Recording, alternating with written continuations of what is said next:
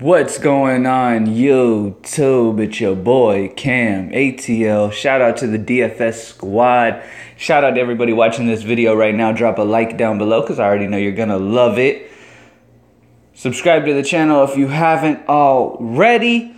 Last night was a piece of cake. Hopefully everybody else did great, man. The squad, we've only lost one day out of the last 5 days. It's been going very, very good. Go to greenlightdfs.com to join on with the squad. And if you haven't signed up already, what are you doing? If you play DFS and you work a regular job and you're not signed up to greenlightdfs.com, you're really just throwing money away pretty much, okay? Because you're going to be losing consistently. You just don't have enough time to compete with people who are doing max enters and all that stuff in DFS. That's why I do what I do on top of the videos that I do for you guys, all right?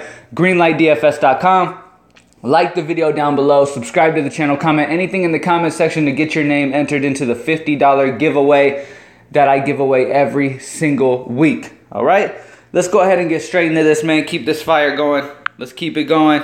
Starting off, I absolutely love Jacob DeGrom in Miami. Now, first of all, Miami is a very, very, very pitcher-friendly ballpark, and Jacob DeGrom has been hot, okay? His strikeouts has been up. He strikes out 30% of the righties he faces and 25% of lefties. Now, good thing for DeGrom is that this Detroit lineup is going to be very heavy righty.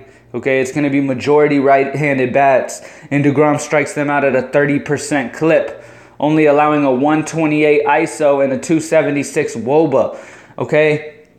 In Miami, that already suppresses some of that power. So I absolutely love Jacob DeGrom here. He's one of my favorite plays. Miami's only implied to score 3.2 runs. I absolutely love Jacob DeGrom as the pay-up pitcher of the day. I do believe you need to pay up for one of these aces, okay? Whether it's Bauer, whether it's DeGrom, whether it's Cole, you need to spend up for one of them, okay?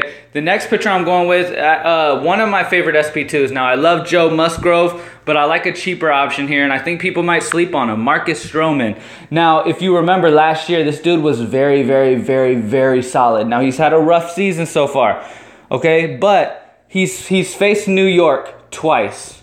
He faced Cleveland. He faced Texas in Texas. He faced Texas again, and then he faced LA. Like, he's been facing a lot of solid offenses, some of the best offenses in the league. Now, Texas isn't a super solid offense, but when they're at home in Texas, they are. Okay? They are. So him going against a Detroit offense at home in Toronto, where he already pitches better, okay? He's much better at home. And now he's going against a Detroit offense that should be very heavily right-handed bats, and he strikes them out at a 20% rate. There's honestly only one guy that has been decent versus Stroman throughout his career, and that's Castellanos. But I love Marcus Stroman. He's only 6,300. Toronto are big favorites against Detroit. You're not going to find a $6,300 pitcher who's a heavy favorite like this often. Okay, Toronto is a heavy favorite versus Liriano. I absolutely love Marcus Stroman, and on top of that, Detroit's only implied to score 4.1. So even if they score the total of 4.1, what you'd expect maybe 2 of those to be against Stroman, that's fine. As long as he gets about 6 to 7 Ks, he'll have a good enough game to meet his price tag. And at 63, he's my favorite SP2 on the slate. He's way too cheap for the type of upside he has shown in his ability last season. Okay. So I'm taking that. First base, I know I beat this drum all the time, but hey, this is the last time I'm going to do it. If he doesn't perform, I'll never do it again, okay? Joey Gallo is at home in Texas going against Covey. Amazing matchup. Obviously, Gallo crushes righties. He has a 302 ISO, a lot of power versus righties. I absolutely love this, man. Texas is one of the highest implied totals of the day. Definitely want to stack against Covey. You definitely want to stack White Sox against Gallardo as well, or Gallardo, however you say his name. But Texas is implied for over 5.5 runs. So Gallo is going to be a big part of that. I love it. It's in Texas. It's super hot. Fire up Joey Gallo at 41. He's one of the cheaper options that has some tremendous power on this slate. Now, shortstop, the moment I saw this, I was like, okay, this is a big price problem right here, and that's Kike Hernandez.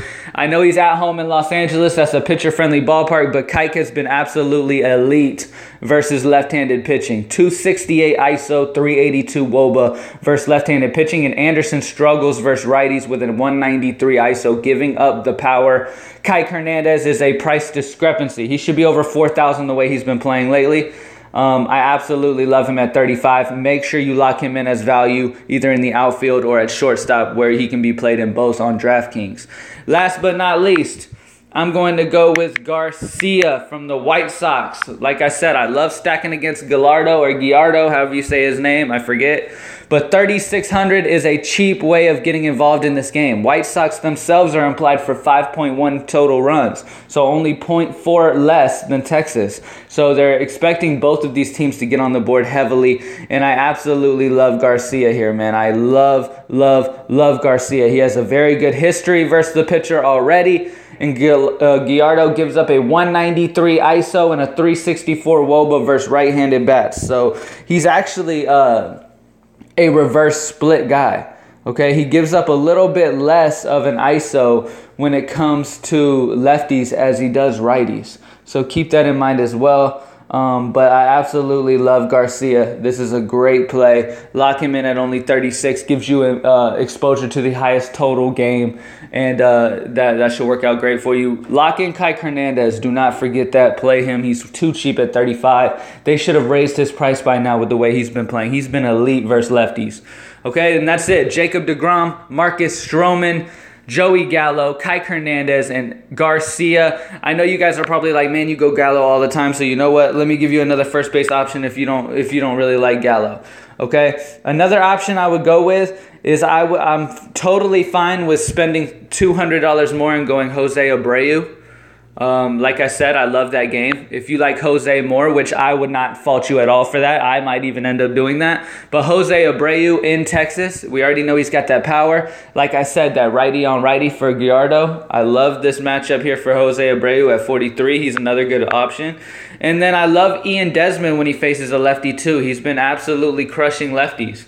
Okay, I know it's in Los Angeles, but Ian Desmond at 39 is pretty damn good value versus a lefty. Okay, he's been hitting lefties very well. He's been hot.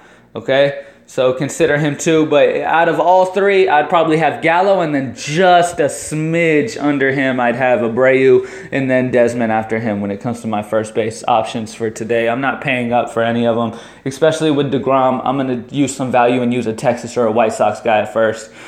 Pretty much, I'm stacking that game up. So good luck. Like the video down below. Subscribe to the channel. Comment anything in the comment section. Like I said, I know you guys are busy. You got shit to do during your day. Go to greenlightdfs.com so your boy can hook you up with some fire for these DFS lineups. I got you. Don't worry about it. Greenlightdfs.com. And I'm out. Good luck, guys. Follow me on Twitter at @Cam_ATL if you have any questions throughout the day. I'm out.